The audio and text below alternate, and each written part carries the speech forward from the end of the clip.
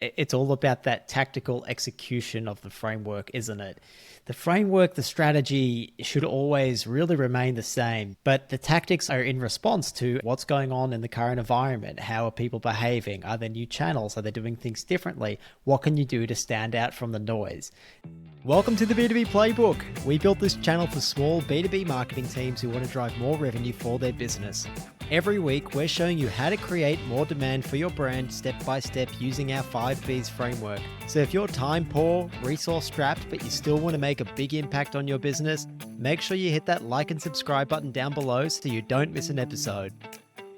Welcome back to the B2B Playbook. Listeners, Kev, we're in season 5 of the podcast. We're dealing with the 5th and final B, which is called Be the Best. Now, listeners, you have tuned into the B2B Playbook podcast, which is Kev and my podcast that shows you how you can use our evergreen framework step by step to drive more demand for your brand. And today, we're going to be talking about how you can be creative and stand out from the noise and actually, Kev, for the first time, go beyond the framework that we have given you.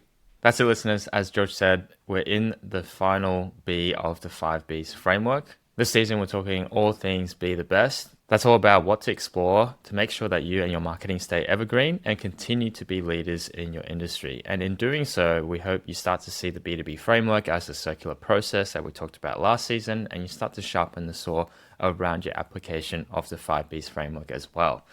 Last week, we spoke about those two concepts and how to apply them. And this week, we're turning to another overarching concept for Be the Best, which is thinking outside the framework. Kev, for those who have just joined us or who want a quick recap on what it is that we've discussed in really our first 103 episodes, we have been giving you the step-by-step framework for driving more demand. And Kev, that's our 5Bs framework. We said this season is the 5th and final B, Be the Best. The first 4 Bs, which were Be Ready, Be Helpful, Be Seen, and Be Better, they have hopefully set you up for success by ensuring that 1, you deeply understand your dream customers, which is in Be Ready. 2, created content that was really helpful to them, which started to build relationships of trust with them online and position you as, of course, the expert, and we call that Be Helpful. 3, really amplify your helpful content to the right people and therefore accelerate your growth, which we call Be Seen. And then the 4th, Be Better, which is about optimizing your B2B marketing workflow to maximize your impact. Now, as Kevin said, as I've said, we are dealing with the 5th B, Be the Best. This week, we're talking about another overarching concept for Be the Best, which is thinking outside the framework. But Kev, we're not just going to throw away the framework entirely, are we? What is this thinking outside the framework? Don't tell me we're throwing it away. No, of course not. We're definitely not throwing away the framework. What we're doing here, as the label says on the box, is all about just getting creative with the framework. In your application of the framework, it might get a bit rigid. You might get stuck in the details of following it word for word, step by step. That's not what we intended. That's not what the framework is intended to do. A little bit more context around this idea of thinking outside the framework. With the advent of things like AI that we talked about quite a lot recently and very much overanalyzed at this point, I think, in the general media and in our particular space in marketing, the key thing to note here is there is a lot of change going on in the marketing space. Beyond AI, this diversification and becoming fractured within the marketing mix that's going on, that's been happening for quite a while. Things like COVID really threw things into just a really messy array of directions. TV was meant to be dying out for quite a while, as one example. It really came back a little bit during COVID, but again, it's on that downward trajectory again. So it's things like radio, there's new channels coming in, search generative experience and chats and ads even in that experience is coming out as well. So a lot of changes as always in the marketing space, but particularly recently. And so B2B marketing, along with that, is constantly changing as well. And it may seem really daunting to keep up with all those changes and continue to be a thought and industry leader. And sure, it requires a lot of ongoing work for you to keep up with all those changes, but you should draw comfort knowing that the core principles of the framework and marketing don't really change, and only the tactics and short-term strategies need updating. So again, going back to the idea that the framework is really a loose structure for you to figure out what specific tactics to slot in there in a particular given point in time. At the end of the day, it's still people to people marketing, as Timbo Reed told us when he came on the show. That said, while marketing concepts are evergreen, it helps to think of your application of the 5Bs framework in a slightly different light from time to time. And that's exactly what we mean when we say thinking outside the framework. It just means applying the framework in a different light, thinking about the same concepts but in a different perspective, and getting creative with how you apply the framework. The concepts still apply, but how you apply it, how you view it, the perspective that you take and the angle that you take can change. That might sound a bit loosey-goosey, but we'll get into how you can go about doing this and what that looks like in practice, and hopefully that'll give you a better idea of what we're talking about here. But we're definitely not throwing away the framework. Okay, good. Good. Look, I think, Kev, that it's all about that tactical execution of the framework, isn't it? The framework, the strategy should always really remain the same. The evergreen framework remains the same. The principles remain the same. But the tactics are in response to, as you said, Kev, what's going on in the current environment? How are people behaving? Are there new channels? Are they doing things differently? What can you do to stand out from the noise? Now, marketing strategy is fundamentally the same and should always be the same because it's ultimately about building relationships with people. Kev, if I was to identify 3 key things, it's really the first 3 Bs of our 5 Bs framework. You need to first identify a group of people that you and your business are going to serve better than anyone else. 2, you're going to need to create an offer so good and so tailored to them that they would feel stupid saying no to it. And 3, you're going to need to find ways of getting your key offer and your brand in front of them. Creating helpful content is a great way of executing number 3 and a terrific strategy, but let's, Kev, look at an example of a tactic that we can use to accelerate this. Now, when I say tactic, how can we execute this strategy faster? And in this particular circumstance, we're asking ourselves, how can we get noticed by our dream customers faster? To do that, we have to stand out from the crowd. Okay, Kev, let's look at an example. What is the crowd currently doing? Everyone is trying to get in front of their dream customers using digital. They're running ads, they're sending emails, and guess what? Like when you scroll through LinkedIn, when you scroll through Facebook, there's an ad every 3 or 4 posts. I suffer from ad blindness. You see so many that none of them stand out. Same thing with my emails, Kev. You've seen what a mess our email inbox is, and it's mostly my fault. We get so many outbound emails into our inbox because everyone's trying to reach us the same way. Now, guess where no one is trying to reach me other than the bank, Kev? And that's my letterbox. Or even if you have a company address, it's your mailbox at your company. No one is really trying to reach you there. So if you're trying to zig when others are zagging, if you're going to do a tactic to try and get in front of your customers faster, an opportunity there is to send them direct mail. Send direct mail campaigns that are hyper relevant, hyper personalized, that speak to your dream customer. And then that's an opportunity to get your offer in front of them. It's something that we actually teach in our 8-week account-based marketing program. It's a fantastic way to get in front of your dream customers, is to package up a gift and send it to them. We did that to develop a relationship with Timbo Reed, one of our marketing heroes. We found out that he loves to go ocean swimming, so we went and got him some budgie smugglers, which is some Speedos, some swimmers. We slapped his logo on them, and we found out his address, and we sent him to his house. And what do you know? He loved it. He replied to our email. It opened up a terrific conversation, and now we have a great relationship with Timbo moving forward.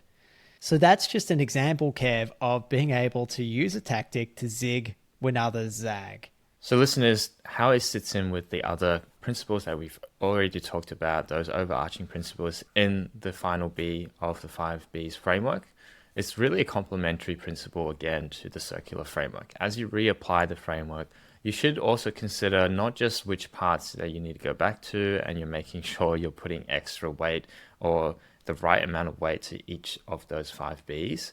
You should also be considering how can you improve your most important processes with fresh ideas. So we talked about this idea about refreshing some of the different parts of processes that you've already put in place. This is one way to do that, is putting a fresh set of ideas, fresh perspective on that. Think about, is there a different channel mix? Is there different tactics that are useful in a particular time? or place, and try and really think outside the box here to think, here's the traditional ways. Is this something else I haven't considered? Should I reconsider everything in light of how my audience is changing, how their behaviors are changing? This is slightly different to the work that you might be doing in the fourth BB Better to optimize existing processes. In that case, you're really looking at the details of an existing process and trying to find those efficiency plays. In this case, you're thinking about new processes altogether and really questioning the underlying assumptions in how you built those processes in the first place, in particular looking at different tactics and different maybe channels or ways of reaching your dream customers that will help you stand out. And you can do this for your work by defining and constantly improving your audience segments as one starting point. As we talked about, re-engaging your Dream 100, making sure that you're really understanding your dream customers again, and taking those elements that you've learned about those groups of people to the next step of figuring out what's new then based on that, what's new in the behavior, what's new in terms of channels and tactics that you should be exploring. Even extending that to how you work with your best business partners. So we talked at length in previous seasons about how to engage your best referrers, your best business partners, complementary businesses to grow your business. Have those changed? Have the priorities for those business partners changed? And therefore, should the ways that you engage with those business partners also change? Is there new ways to engage with all those different groups through maybe new creative partnerships, maybe new ways to delight your dream customers, as George talked about just now, or maybe even just simply new support methods that they can use? So chatbots obviously is very hot right now. Maybe you have a set of help articles on your website that people don't really get a lot of value for, but you can chuck a lot of that into some of the chatbot tools available these days to generate a more personalized and timely and helpful chatbot experience based on those help articles. Maybe those are the things that you can start to think about improving how you're supporting your customers. And maybe it's even worth just starting something as simple as an event. We talked about the power of events before, and it becomes increasingly important to make those connections in person as things go more and more digital. People are looking for those opportunities to be in person. And if you create the right in-person experience, that will return a lot of benefits for your business. Kev, I think it's important for our listeners to think about how they should practically actually go about doing this. And look, you really shouldn't introduce anything if it doesn't have the best interests of the customer at the heart of it. You don't want to make a negative experience for them. So make sure you speak to your customers, draw as many insights as you can, and then brainstorm within your marketing team, with leadership, with sales. How can we make this experience even better for the customer? What can we test with our marketing? What can we test from our point of view of a product to see if we can really make an improvement and take things to the next level? Now, what's really key here, again, Kev, I think we talk about it every episode, is the 80-20 principle. But in this circumstance, I would say spend 80% of your time sticking to your projects, sticking to the 5Bs framework, the things that do work. Keep doing that. And then spend 20% of your time or budget on these pilot projects. So if, for example, you think that an event or a collaboration is the best way forward, or it is something that you want to test out, don't spend 80% of your time on it. 20% of your time. That's what we want to use to test that. So what is the minimum viable product or event that you can host with the smallest amount of budget that you can throw together to test to see if this works? You don't need to knock it out of the park the first time. It's just like when you're doing any demand creation program. You're putting together something with limited resources and you just want to check for signs of life to see, is this worth investing in? Should this now make its way into our 80% of activities, or was it not successful and needs to be tweaked or refined? I think that's a really good way for people to approach it, Kev.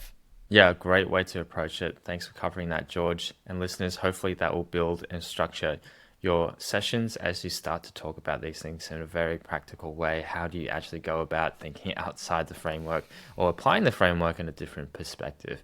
And I think to make it even more concrete and even more actionable and even more practical, you know that calendar event that we asked you to put in place in your calendar every 3, 6, 12 months in the last episode, where you go back and you review the framework and you think about, have my dream customers changed? we'll add one more dot point to the agenda for that recurring event. And that is to look at, okay, now that you have an understanding of how your dream customers have changed, how does that apply to the tactics and processes you have in place? Because that is what this overarching principle is all about. It's about setting aside a bit of time, building a time and a place into your marketing process to actually ensure you're looking for those new ideas and you're not getting stale. You're putting aside time to review how your processes work and to actually question the underlying assumptions you have there. A lot of the ideas, as we said in the last episode, will already be there. You just need to talk to your dream customers, and you probably already have a lot of these ideas then lined up after that process. But if you add an item to that same agenda to say, here's the point where I take those ideas and I actually action and think about how to action them in our existing processes, that is all you need to do in order to hit this overarching principle that we're talking about in this episode, which is applying those fresh ideas so that you start thinking outside the box for the framework and keep yourself from going stale and from dropping off that leading position within your industry with your marketing. Just to give you a little bit more clarity again as to how Kevin and I do this. Look, we have our major tasks that we need to perform each month in our Google Sheet. If you looked in our Google Sheet, it would look extremely boring because the tasks that we do are really repetitive, but we just got to go through and tick them off. And then at the bottom, we do have our additional projects section to that Google Sheets, which is things that we want to try. And then we have listed that out over the next year, like what little pilot projects do we want to test out, but that we can't dedicate all our time to because we're spending 80% of our time just doing all the stuff that you guys see, plus running our business, of course. So one example of that was we wanted to try collaboration for the first time. And that's the collaboration that we got off the ground. We got Dovetail as a sponsor. We did that whole collaboration around how much money can we make, Monica. We're investing $500 into LinkedIn ads, and whatever we make, 20% of it we're giving back to Monica. That was like a fun collaboration idea that we wanted to test out. But if I had dedicated 80% of my time to it, I couldn't have functioned. The rest of the business couldn't have functioned. We couldn't have kept the rest of our demand creation activities going. Instead, we just dedicated probably 10, 15% of time to it, obviously much less over the quarter, and just did the bare minimum to get this thing off the ground to see how it's gone. And look, Kev, we're still reviewing all the data, but I think collaborations really worked for us.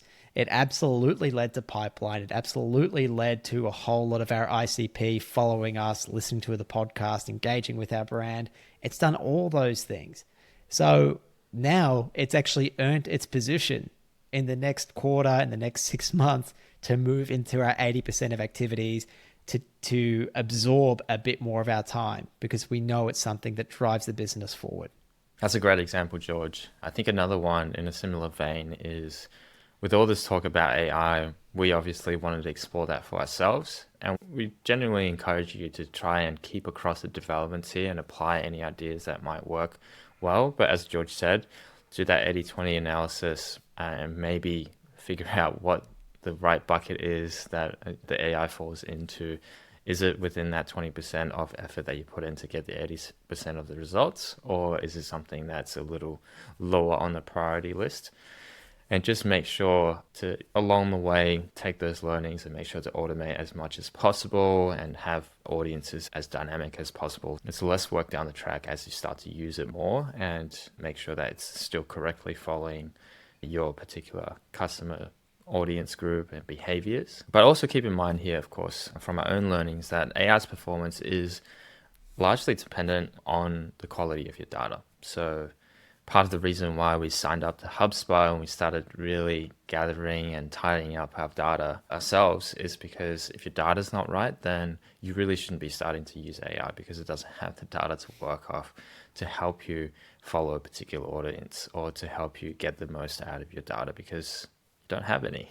So we're right now not really using AI for our customer journeys precisely because we don't have a big enough pool of data to really use there to get the most out of it. And for us, it doesn't sit within the 20% of activity that's going to drive the 80% of value for our business. But we are using it tactically in certain areas to help us with things like content repurposing. So processes where we really have a lot of the content ideas already from the podcast, and then we look to repurpose that using a little bit of help from our AI tools to get us started on the repurposing process. But I'm sure there's really a lot of different ways that you can start to build in AI into your own workflow to make sure that you're even more helpful with your audience. As George said, you still have to remain helpful to your audience. That's got to be the key foundational drive behind using any of these new tactics. I saw that there was an AI that understands your whole website and is able to send visitors to your website's most relevant article based on their question. So that's something that's potentially really relevant for those businesses, as I mentioned before, that has a large knowledge base that they're willing to give it to AI to run and to point people to. So that's potentially one use that certain businesses have. And I'm sure you can start to augment your outreach in some way using AI as well, wherever it's relevant. But for us at the moment, it's just a tactical decision to only use it for repurposing of content for now. And then as we develop our customer data, as it becomes more important and a bigger impact on our business and business activities and the value and impact that it can drive, then it maybe shifts higher up the priority list for us to include in that 20% of activities we do. All right, very good, Kev. Really one final note here when it comes to thinking outside the framework and looking at different tactics to help you stand out from the noise. Just try and make your customer interactions very human. And there's a lot of brands out there that are extremely boring, that are really, just old-fashioned. And if it works in your industry, see how you can make your marketing personal or funny or memorable. Just revisit that as often as you can. Are there things that you can take inspiration from in other industries? It's a really noisy world out there, so do your best to stand out. And that also means taking that one step further and making sure that when you communicate as a brand, you guys are telling stories, that people are telling stories within your company that really resonate with your dream customers, that follow that hero's journey. That is the same story format that is used in every epic blockbuster from Star Wars to Lord of the Rings. We did a whole episode on that, Kev. I can't remember exactly which one that was, but I'm sure we'll link it in the show notes. But make it human, tell stories. It's a great way to stand out from the noise. Yeah, that's it, listeners. Make it unique. That is essentially what we're saying. At the end of the day, things like AI can imitate anybody's voice, but they have to have some input to begin with. And that's where we come in as marketers, as the creatives in the space. We can make things not boring. We can give things a unique voice, particularly brands for your business and B2B marketing. That's what's going to help you stand out. And then you can use tools like AI to help you amplify that. But the initial creation phase is still up to you, and that's why George and I do the podcast. That's our initial voice.